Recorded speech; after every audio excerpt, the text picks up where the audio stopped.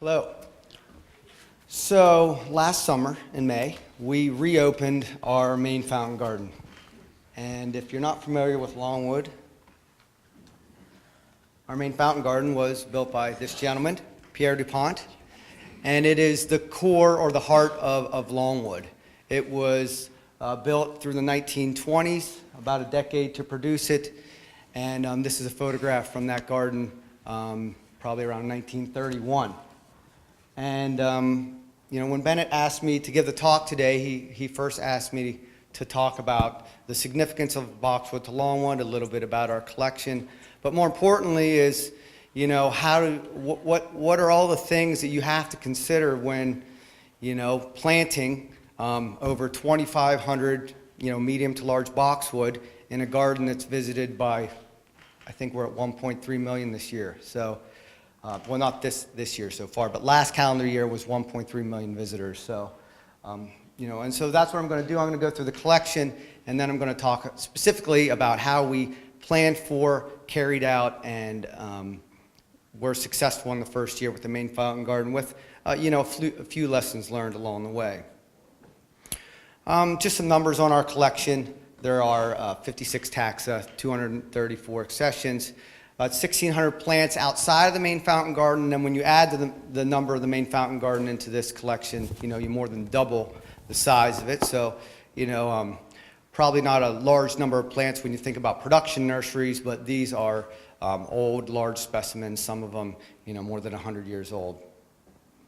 One small part of our collection, but very, very significant, is our Boxwood core collection. And it is a core collection because it's all wild collected from across the Caucasus region. And this is one of the most significant wild collected groups of boxwood in the country. And for that reason, it's received Plant Collections Network accreditation. And that accreditation comes from the American Public Garden Association. And if you move forward, if you obtain this type of accreditation, it's a pretty involved process. There's an application that goes in, and it talks about how the collection is going to be curated, how it's going to be managed, how it's going to evolve, and also how it's going to be used for research purposes. And this is just a map of some of the collection sites across Georgia, the Republic of Georgia, and this is an interactive map in Google Earth, and you can zoom into these places and find out exactly where these plants were collected. And so, like if you see, the pointer doesn't work, there's small numbers on here as well. And if you zoom in where those numbers are, more collection sites are going to pop up. So perhaps we'd lose some of these. We could go back to that exact location and collect from that same population if we needed to. This kind of shows an overview of all the collection sites across the Caucasus. And another important thing that we're doing with this collection is sharing it. It is available for distribution, and if you wanted some plants from this collection, all you'd have to do is reach out to Longwood, and we would likely be able to distribute these to you. And it's really important to get these out there. Having this great collection just in one single location, if boxwood blight would come in, or if there's a really hard winter or something would kill the plants, well, we'd lose that. So it's important that we share it with other organizations, and we share it for research purposes. Because it was collected across a broad geographic range, a broad range of environmental conditions, so likely there could be some resistance that would exist within this population. And we've already shared about 50% of that population with the National Arboretum. So the legacy of boxwood extends beyond our founder, Pierre, and the Pierce family was given this property by William Penn, and it's reported that they planted boxwood back into the 18th century. If you're familiar with Longwood and you've been to Pierce's Alley, boxwood used to be planted between each one of those trees back in the 1800s. I looked at a database that we have that recorded every acquisition and distribution of plants during Pierre's time. And I looked specifically when a lot of these formal gardens were being constructed. And there are 358 entries for boxwood during that time. And we estimate this at around 4,800 plants. It's rather hard to estimate number of plants because back during this time, boxwood was actually sold in linear feet. So you would tell the supplier you wanted a hedge 100 feet long, and that's how they'd supply the boxwood. So it's not as easy to figure out quantities. Then I dug a little deeper, specifically into the main fountain garden, and we determined that over 3,000 linear feet were purchased for this garden, and they were primarily sempervirens with those two cultivars. And they were purchased from a company that was in Ardmore, Pennsylvania, Lewis and Valentine, and they weren't all small plants. This is a picture I really like because it just shows, a very large specimen of boxwood being, transplanted and moved in the 1920s. So I can't imagine everything that was involved with this, with the technology they had during that time.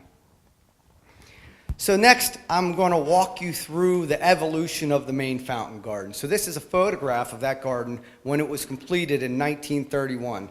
And one thing I want you to notice here at the bottom with these fountains, that's what we call the upper canal or the northern canal. And you'll notice that the plantings at the upper canal, they get bigger and then they disappear and then they come back. And so I don't know the story as to why all this happened, but I have some suspect that the fountains that are next to the plant that are going all day long might have something to do with that. And so we'll talk about that going forward. And so here you can see about 8 years later, the plants are much larger. We're into the 1950s, and things are getting larger again. And then sometime between that last picture and 1965, all those boxwood plants were removed and replanted. And now we're even moving further away with less and less boxwood in the area, perhaps due to that overspray from the fountains. And here we move to 1987. 1997, so let's try it again. We're going to put some more plants in that upper canal. And 2007, some of them are there, some of them are gone again. And then finally 2014. And this was one of the last photos taken before we really started this revitalization project. So there were several years of planning before this date, but then if you went deep into the garden during this time, you would see that a lot of the stonework was crumbling. There were many fountains that didn't work. There were areas that needed to be dug up. We call them the zipper because they're being dug up so often to fix leaks in the pipe infrastructure that was below some of these fountains. So it was time to revitalize this garden. And this is a picture right after it opened in 2017. So it was a 2 to 3 year construction phase and a $90 million project. So if you look back to 1931, you can see that it looks pretty much the same, and that was the intent here. We wanted to honor the legacy of our founder, Pierre DuPont, and we also wanted to honor his legacy of his passion of boxwood. And so we talked about this at length before this project kicked off in the planning phase. Are we going to use boxwood with this disease that has been present in the country? I think had been present for 5 to 6 years at this point. So, we wanted to evaluate this thoroughly and make sure we weren't putting ourselves at risk to plant an entire garden with 2,500 plants, and then, blight comes in and we have to pull everything out. What a nightmare that would have been. So, we said we're going to do this. We looked at all the risk, and we're going to do a traditional Longwoodian boxwood garden. So, you can see this is one of the earlier renditions of what the garden is supposed to look like, and it does look like now. So, we looked at not just boxwood, but also the allay. The allay was formerly planted with Norway maples, a plant that's devastating to American forest and is invasive. And so that's a plant we did not go back in with. We're using Tilia instead of Norways in that allay. The cultivar that we selected was Green Beauty, and that was for the aesthetics, also its hardiness to cold and heat, and also pest resistance, deer obviously, and then lower susceptibility to boxwood blight. At the time, this was some work that was being done at NC State, and you can see Green Beauty is right there at the top of the list in terms of the least susceptible to boxwood blight. In terms of planning for the soil, for at least the last 10 to 15 years, we have a very complicated soil mix we use for boxwood at the garden. No, it's 50% soil, 50% gravel. And this is for garden beds. We've had a great deal of success with this. It has a really high pH and it has a high amount of drainage. And the reason we did this was based on a number of soil tests we actually did in the Republic of Georgia, looking at physical and chemical properties of the soil where these plants are native to. And it always had a high pH and it was always really well drained. So the easiest way to do that is just really use limestone gravel. So you're going to maintain that high pH for the life of those plants. But for the main fountain garden, the soil was designed by a soils consultant. It's what's called a structural engineered soil. It's sand-based, so it's 80% sand. And the reason we use the sand-based soil is that you can compact these structural soils to very high levels, and they still drain very well. So this soil is designed to drain 5 inches of water an hour.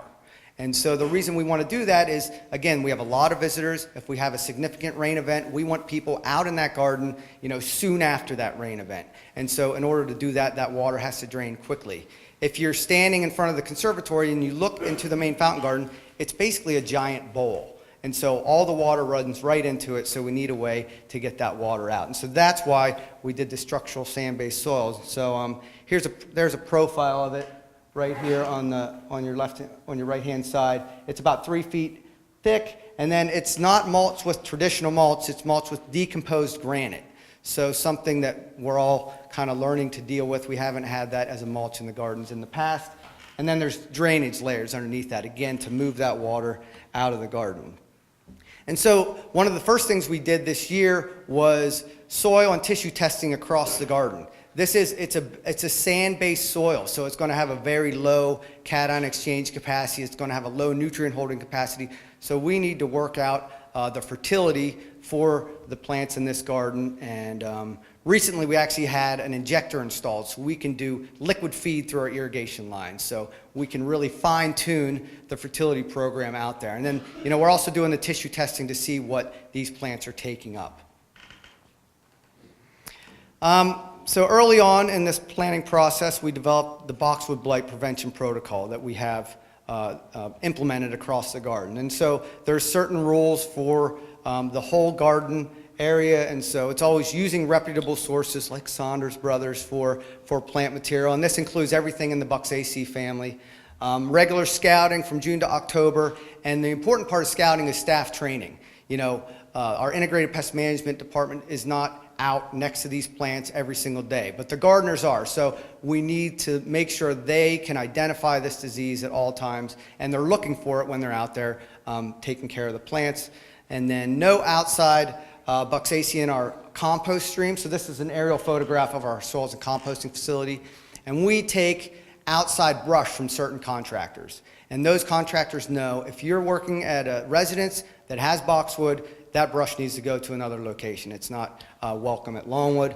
I haven't found any definitive research that shows boxwood blight spores can survive the composting process, but we just want to protect ourselves. And then no Boxaceae and floral arrangements. So we have a lot of events. We have flower shows. We have flower arranging classes. So this is something that we're trying to always be on top of and making sure boxwood is not in those or anything in the Boxaceae family. Many of you have probably heard about, the Boy Scouts spreading boxwood blight all over South Carolina. And so, a lot of people that work with these plants, on that type of level aren't even aware of this disease. And this is something that, we're concerned about, and we try to do everything we can to prevent it coming on site.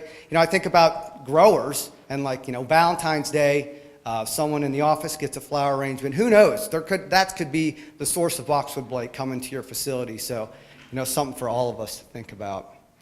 When it comes to pruning, this is pretty much known knowledge that, prune when dry, sanitize your equipment between groups of plants. Our hedges are often growing together, so it's almost impossible to clean between plants and really not that feasible.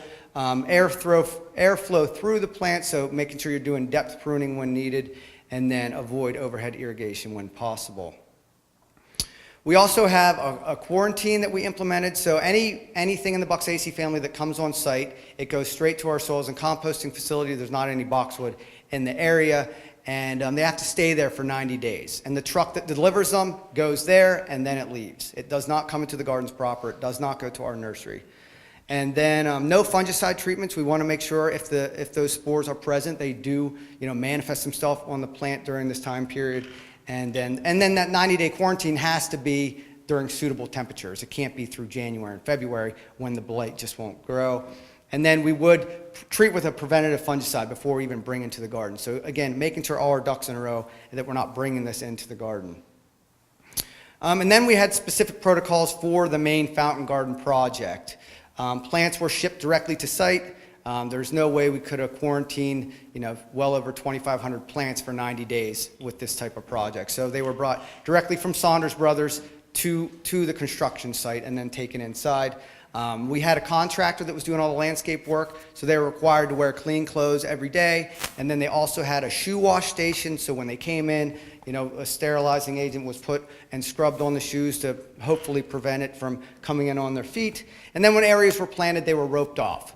We have a lot of contractors, masons, electricians, plumbers, all these people, making sure that they're just not cutting through these areas, so roping them off. And then sanitized tools between beds. This just shows some photographs. Here's the feet wash station, and so those of us that walk the main fountain garden on a weekly basis got very accustomed to walking in there and scrubbing our feet down, and also sometimes even spraying Lysol on our pants just to make sure when we're touching against the plants we're not spreading the disease. And this just shows here some of the areas being fenced off as they're being planted. So we considered Saunders Brothers essentially our off-site quarantine. They're the gold standard when it comes to sanitation in terms of boxwood blight, and so we're all familiar with these details here. So that's why we just considered those plants clean coming on to the production or the construction site. And then this just shows us regularly visiting. So we have some of our gardeners here, and they are really the experts. And there's a little contingent of Longwood folks here in the hallway here. So if you have any questions about plant care, those would be the people to talk to. But yeah, we were visiting there regularly, checking on the plants and just making sure everything's done. And then Saunders Brothers, made us put on the Tyvek suits and the booties to make sure we're not the ones bringing that disease to their facility as well. Then when it comes to installing the plants, it was phased in these 3 quadrants, and the access road from the construction site is down here where the Longwood logo is. And so we worked at the far end and worked our way out. Again, not planting where everyone's going to be walking past as the garden is being constructed. And then regular scouting after install. So as soon as plants were put in the ground, we were out there every 2 weeks. Our integrated pest management program hires a number of seasonals during the summer. So the first thing we did with those seasonals, other than kind of the in-house training, was teach them about boxwood blight, how to identify it, what to look for. And they were out there scouting every 2 weeks, looking at these plants, making sure there wasn't boxwood blight and or other problems. And we also developed a protocol for if it is found. I was just talking to a gentleman over here, and he basically has the same protocol if he finds it in a landscape. So it made me feel good that we have something in place, and he said that they've been successful with that on multiple occasions. So if it's found, bag the plant right there and get it out immediately. And we even went out there and kind of did a mock-up of this, anticipating, can you get a Toro in there? How many Toros are going to need? These types of things, just planning for it and being ready and prepared if we have to do this. So, pull out the plants, then pull out the plants around that one that was infected, and then treat everything around that. And then also send these off for disease confirmation, which you can also do in-house. It's pretty simple test. You just put the infected material into a baggie, and as the disease grows, it becomes easier and easier to identify. So we'd also confirm it in-house in our integrated pest management lab. But we're also planning for the worst. We already have in place Ilex Carnata trials with these cultivars, and then this new Ilex Gem Box that's come out from proven winners. This is worst case scenario, but if we do get to this point and we have to replace all the boxwood in this garden, that's something that I hope never happens. But, we need to be prepared with what that replacement plant is going to be. And so we have these trials in place at our nursery, and we're looking at these as suitable replacements for boxwood. So, again, we opened on May 27th, and, the first season was a great success. We had, what's the number? From the opening date until the end of this calendar year, we had over 1 million people visit the gardens. And what you're seeing right here is actually real. There is fire at the top of some of these fountains at the garden. So if you haven't been there yet, I really encourage you to go visit, because it's really an amazing garden with a lot of amazing fountain technology, lighting technology, and fire and water mixed together.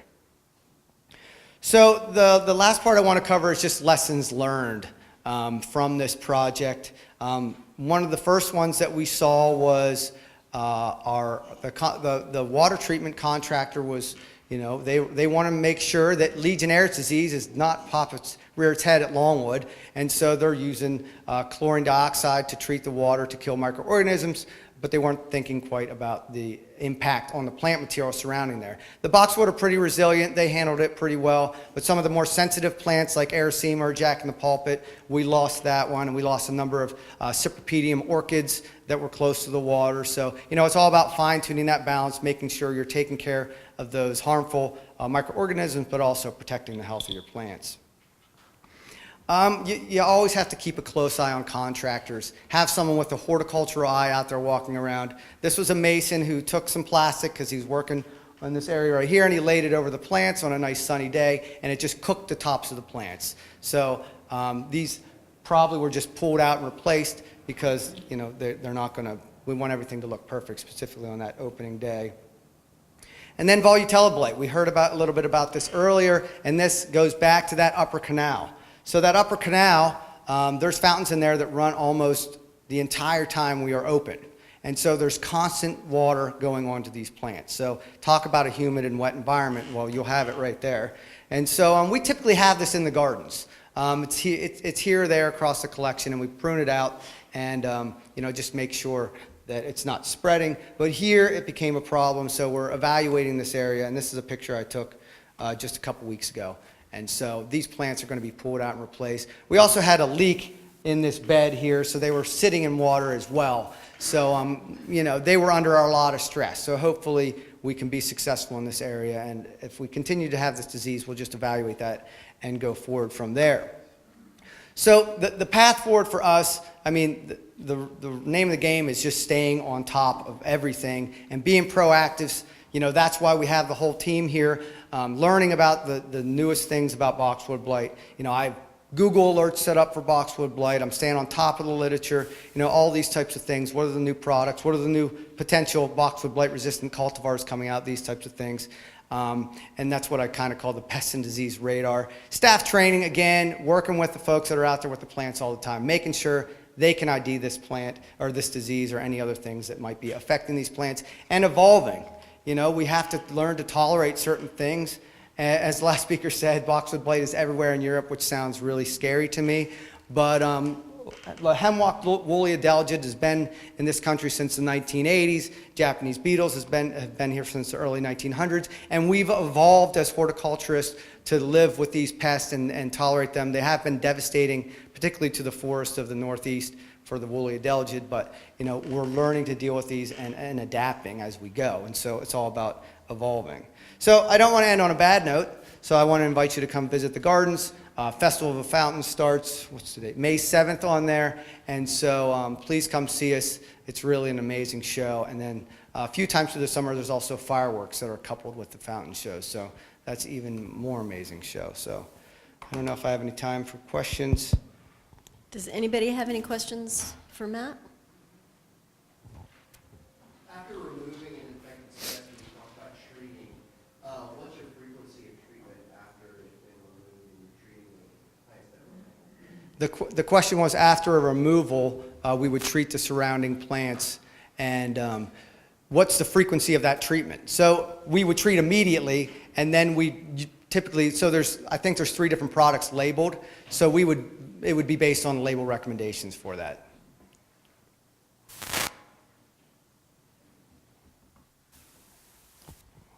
Looks like I'm getting off the hook easy. Any other questions?